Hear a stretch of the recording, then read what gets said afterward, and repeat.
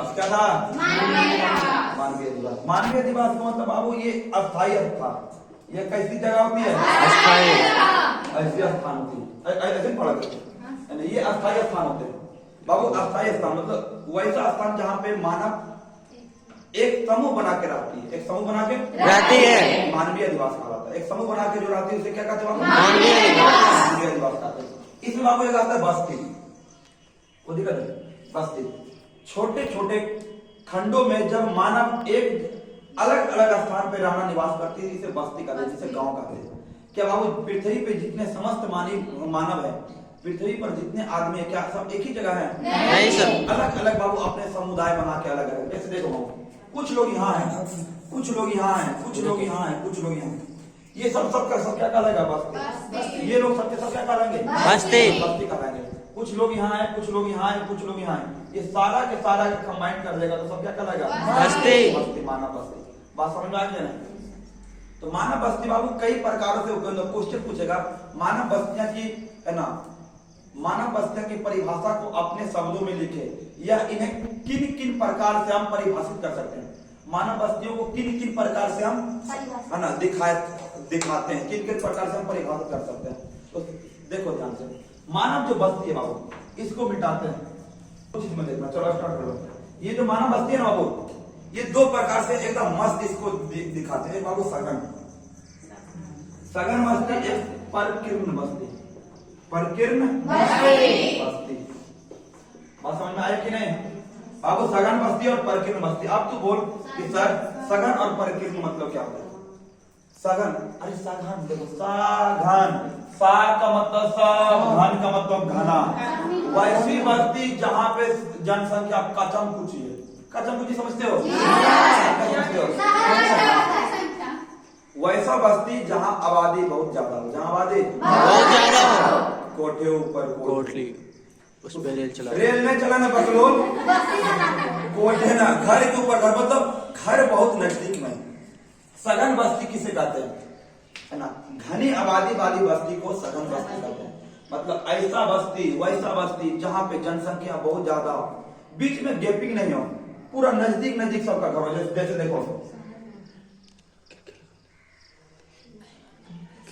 बीच से एक पतला रास्ता है, फिर घर, एक कोठा से ओकर, कोठा ओकर पर से ओकर, इसे क्या कहते हैं? सघन। मतलब जनसंख्या जहां पे घर, देखो सघन। तो वैसी बस्ती जहां जनसंख्या अधिक हो और जहां पे घरों की आबादी ज्यादा हो, घरों की आबादी ज्यादा हो, घरों की आबादी ज्यादा। बात समझ में आया? कोई दिक्कत है? इसे सघन बस्ती कहते हैं। एक बाबू देखो, परकीर्ण बस्ती। अब क्वेश्चन तुमसे पूछेगा, परकीर्ण बस्ती किसे कहते हैं? परकीर्ण बस्ती किसे कहते हैं बाबू? आसानी से, एकदम बहुत ही सिंपल बात है, बहुत ही सिंपल, आसानी से इसको एकदम कैसे देखेंगे। परकीर्ण का मतलब तो जानते हो? कहने का मतलब देखो, एक घर यहाँ पे, ये आपका घर हो गया, क्या हो गया? यहाँ पे भी एक घर हो गया, ये बीच में जो है ना, ये हो गया कृषि भूमि। कौन भूमि? कृषि भूमि। अब तू बोलेगा सर कृषि भूमि क्या होता है? जहाँ खेती किया जाता है। गाँव में देखता है घर में, एक घर यहाँ, एक घर यहाँ, फिर बीच में तीन को खेत है, प्रोग्राम में कहता अभी ठंडी दिन में मरचा, साग, लगभग थोड़ा बहुत साग सब्जी। ऐसे घर को, ऐसे बस्ती को परकीर्ण बस्ती कहते हैं। मतलब वैसा बस्ती जहाँ पे घरों के बीच में कुछ गैप हो, घरों के बीच में कुछ गैप हो, और इस गैप वाली जगह पे, इस गैप मत समझ लो, खाली वाली जगह को कृषि होता है, खेती होता है, साग का खेती। कहीं कहीं देखेगा ना, एक घरे जाए, घर हो जाए, बीच में 3-4 टोकरा अलुआ है ना, मतलब फैला है ना। वैसा बस्ती जहाँ घर दूर दूर हो, घर पास पास रहेगा तो सघन बस्ती, और दूर दूर रहेगा देखो दूर दूर घर हो। घर कैसे रहेगा? दूर दूर पर घर हो, और बीच में जो जगह रहेगा वो बीच में कौन सी होगा? और सघन मतलब पास पास आपका घर होगा। आपका घर क्या होगा? पास पास। बस समझ में आ रहा है ना? मतलब नजदीक घर को सघन बस्ती कहते हैं, दूर दूर वाले घर को। क्या यहाँ पे बात समझ में आ गया? दिक्कत है? इसको लिखिए पहले। जनगणना के बारे में थोड़ी जानकारी लेना। देखिए जनगणना होता क्या होगा? जन का मतलब आदमी, जन का मतलब क्या होता है? आदमी। आदमी या जनता। आदमी बोलो, जनता बोलो, मनुष्य बोलो, कोई दिक्कत है? कोई दिक्कत नहीं। गणना का मतलब होता है गिनना। गणना का मतलब होता है आदमियों को गिनना, मतलब आदमी की संख्या को गिनना, एक आंकड़ा बताना कि यहाँ पे कितनी आबादी है। आज हम लोग कितना आसानी से बोल देते हैं भारत में 130 करोड़ व्यक्ति आदमी होने वाला है, लगभग 130 करोड़ के आसपास पहुंच गया, आसपास में बाबू पहुंच गए। ये कैसे, ये आपको कैसे पता? जनगणना के अनुसार से, है ना बाबू। दुनिया में सबसे ज्यादा आबादी वाला जनसंख्या चीन है, ये हमको कैसे पता है? वहां का आंकड़ा के हिसाब से, रिपोर्ट के हिसाब से। तो ये रिपोर्ट आया उसके पास कैसे? सरकार के पास, जनगणना से।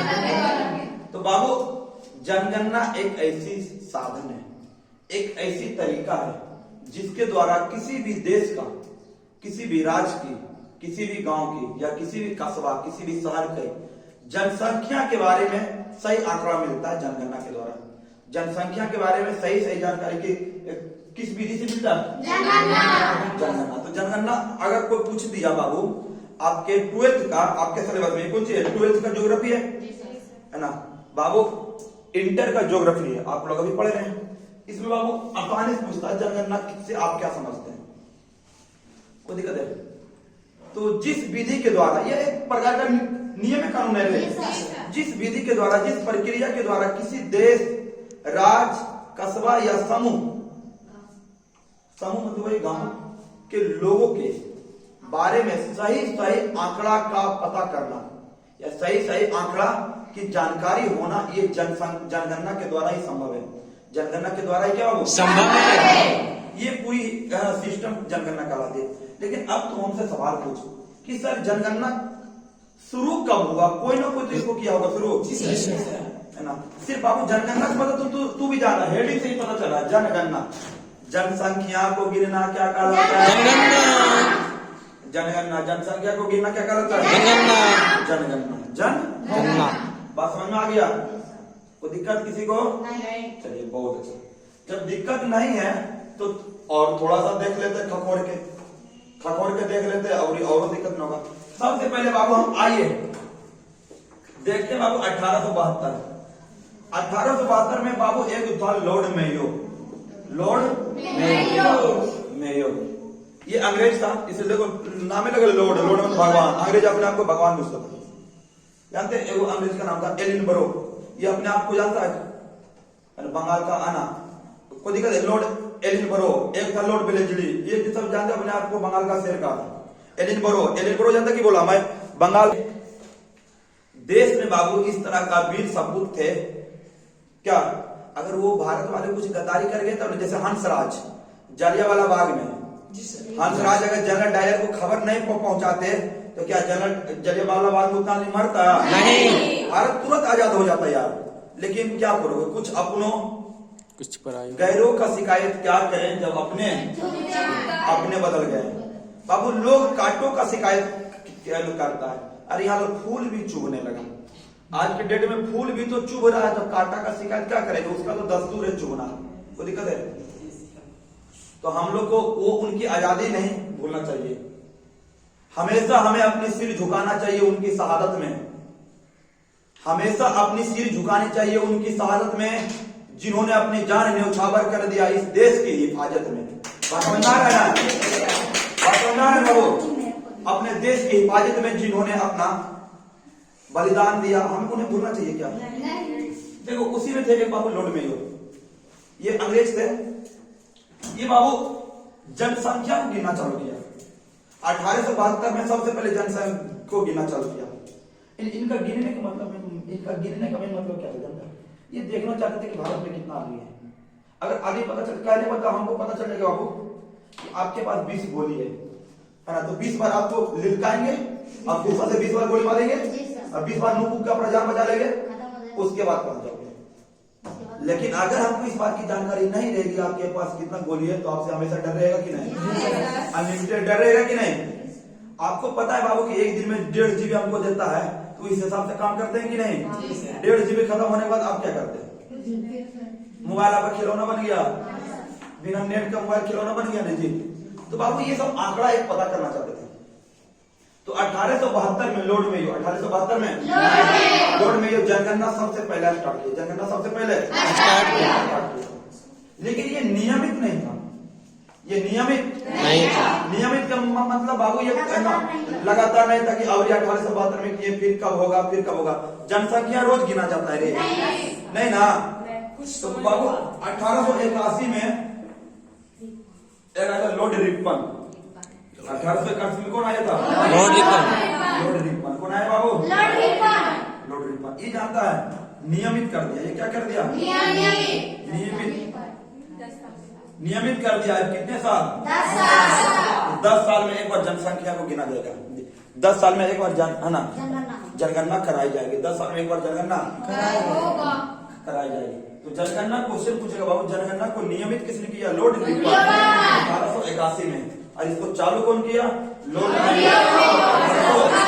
बस इतना ही क्वेश्चन आपसे जनगणना के बारे में पूछा जाता है, वो भी ऑब्जेक्टिव में, कोई दिक्कत है। और बाबू इसका 2 नंबर में पूछा जाता है लघु उत्तरीय में, जनगणना से आप क्या समझते हैं? तो जनसंख्या के अध्ययन को क्या कहते हैं? जनसंख्या के अध्ययन करना या जनसंख्या के बारे में जानकारी रखना, आंकड़ा रखना, आंकड़ा मतलब अंक है ना, सही जानकारी ही जनसंख्या जनगणना कहलाता है। क्या बाबू आप इस बात से सहमत हैं? अब आगे और बढ़ाया जाए।